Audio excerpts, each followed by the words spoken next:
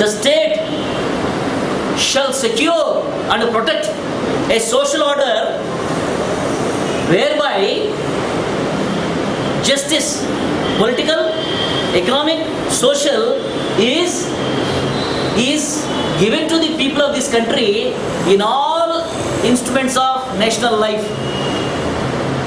More or less, this is the legislation in the Article 38.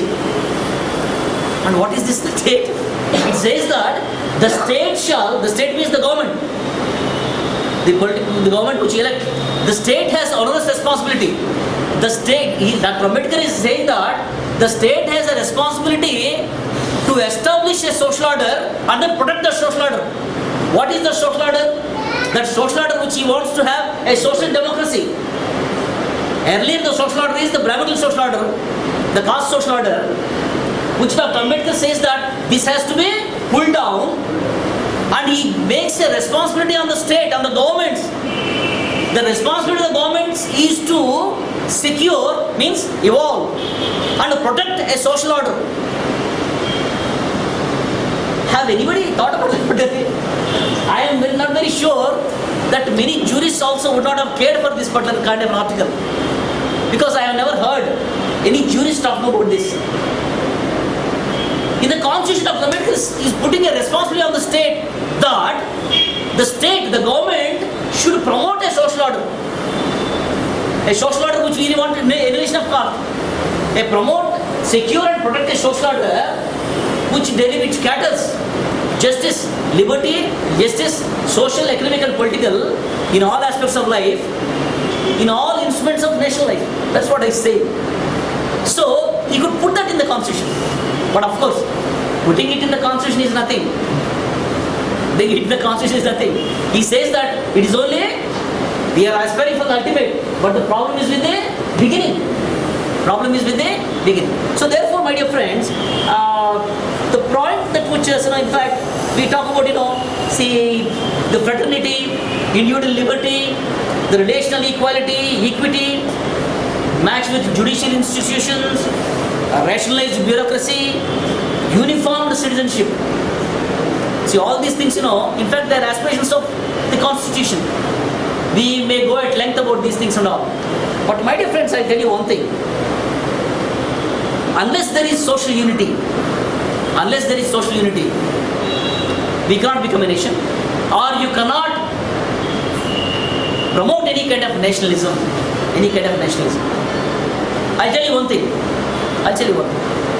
See the political formation of Khalistan. You all know that Khalistan, nationality, basically. They were asking for a separate nationhood. Why? Because Punjab was in fact halved. There is Pakistan Punjab and then Indian Punjab is there. They speak the same language, but they are two nations now. And Punjab has been the doormat of anybody who comes from that particular thing and all. So they wanted to have a united Punjab as Khalistan.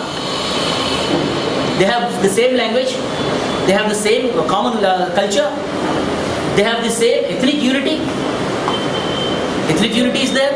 They have their own dynastic history. Everything is there.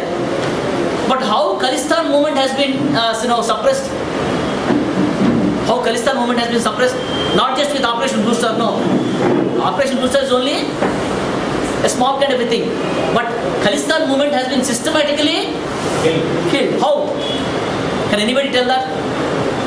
Khalistan movement was killed by arousing caste differences. By arousing caste. Because the Khalistan propagators were all from the so-called upper caste. The Punjabi Brahmins, the Punjabi Khatris, the Punjabi Jats, they were the ones who were talking about Khalistan movement.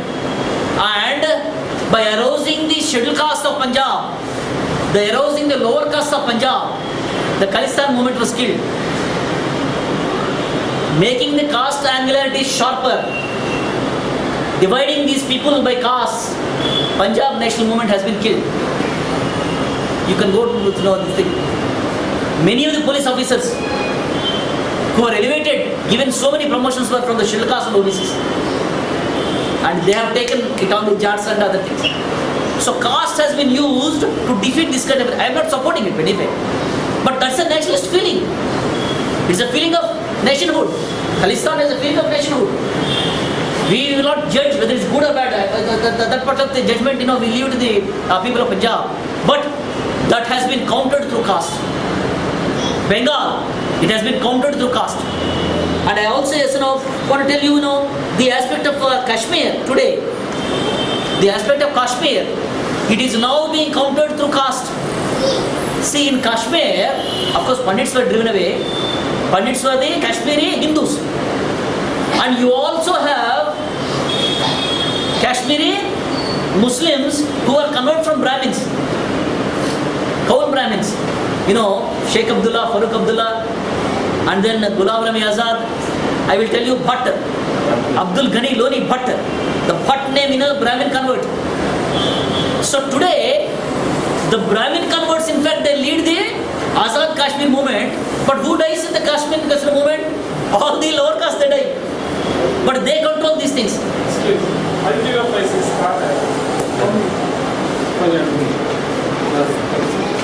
To allow or not to allow, basically it was only the Brahmins to control in Kashmir. And I think so, even when you come to the aspect of Naga nationhood, you all know about Nagaland. Naga nationhood is there. So Nagaland nationhood, Naga is not one single ethnic group. Naga is a linguistic group. See, Northeast you have Naga group, people speak of Naga group of language. Among them, there are different Nagas groups are there.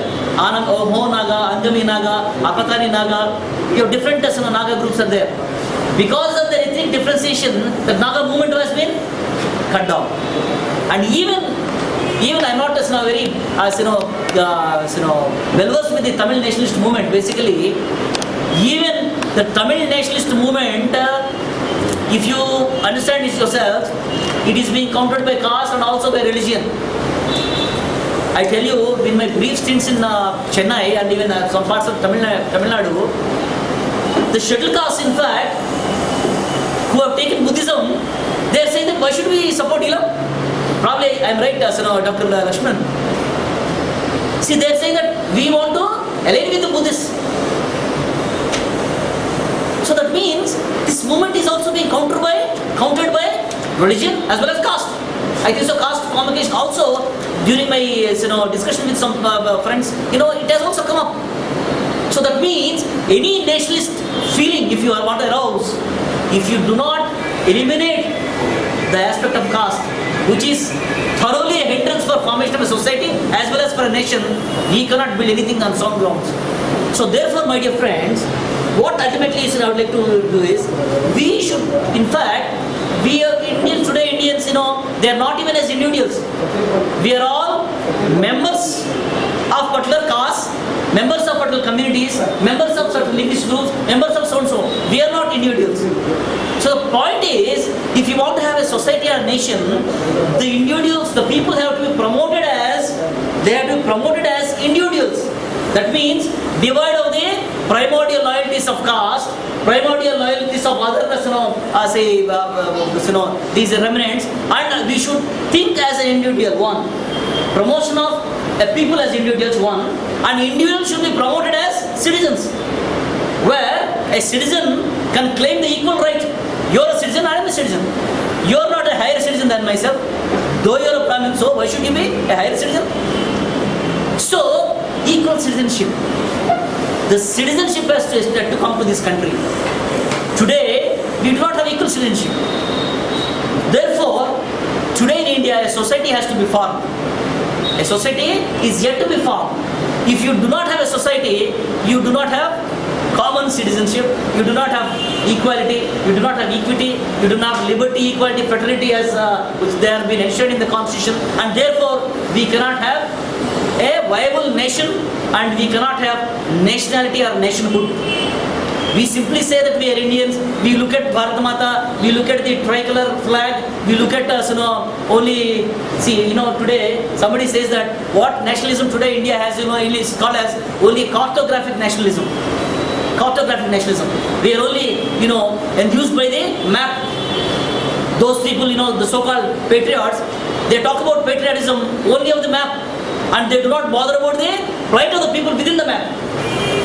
They don't bother about it. So therefore, my dear friends, as citizens of this country. We are talking about, see, those people, in fact, what I said, Ambedkar, other things and all, they are not taken as so-called mainstream nationalists. But the point is, my dear friends, these are the people who has the right kind of grand plan for national building of this country. So, Ambedkarism, not just necessarily, Full Ambedkarism, not just necessarily, talk about caste. Full Ambedkarism basically is the grand plan of nation building. And we have to be the part and parcel of national building as equal citizens, responsible citizens. I think so. I have enough, points to discuss. Thank you very much for listening to me very patiently.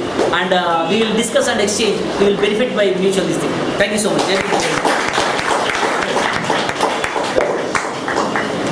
ஒவ்வொருத்தராக கேள்வி கேட்கலாம். ஆங்கிலத்தில் தமிழை